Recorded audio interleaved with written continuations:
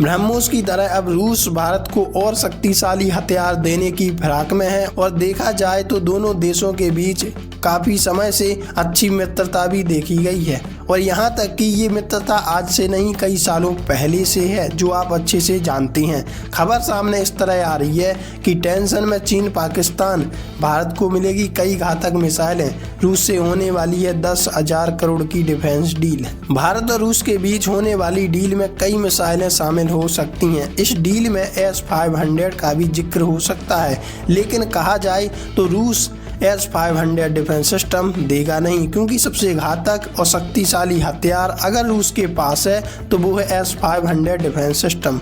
Bharat operation Sindoor के बाद लगातार सेना की ताकत बढ़ाने को लेकर काम कर रहा है। इसी सिलसिले में रूस के साथ एक बड़ी डिफेंस डील होने की खबर भी सामने आ रही है। ऑपरेशन सिंदूर में S-400 एयर डिफेंस सिस्टम भी खर्च हुई मिसाइलों की भरपाई भी की जाएगी। दावा किया जा रहा है कि भारत रूस से 300 मिसाइलें खरीदने की तैयारी कर रहा है। इस डील में और भी हथियार शामिल हो सकते हैं।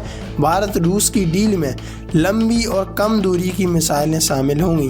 भारत अपना स्टॉक बढ़ाने को लेकर तेजी से काम कर रहा है। द प्रिंट की एक रिपोर्ट के मुताबिक भारत S-500 को लेकर भी विचार कर सकता है, हालांकि इस पर आखिरी फैसला नहीं लिया गया। अहम बात यह भी है कि भारत फिलहाल S-400 पर ही फोकस कर रहा है। पेंटसिर मिसाइल सिस्टम खरीदने पर भी विचार कर सकता है भारत। रूस के साथ होने वाले 10,000 करोड़ के डील के साथ ये ज़्यादा डिफेंस डील फास्ट ट्रैक प्रक्रिया के जरिए पूरी होगी। कैबिनेट से मंजूरी मिलने के बाद इस वित्तीय वर्ष में इन मिसाइलों को खरीदे जाने की उम्मीद की जा रही है। भारत S-400 के साथ साथ रूसी पेंटसियर मिसाइल सिस्टम खरीदने पर भी विचार कर सकता है। यह ड्रोन के खतरे से निपटने में काफ़ी कारगर साबित होती है और हम टर्की जैसे देशों को आसानी से निपटा सकते हैं, जो हमेशा ड्रोन की ताकत दिखाता रहता है। और चाइना तो फिर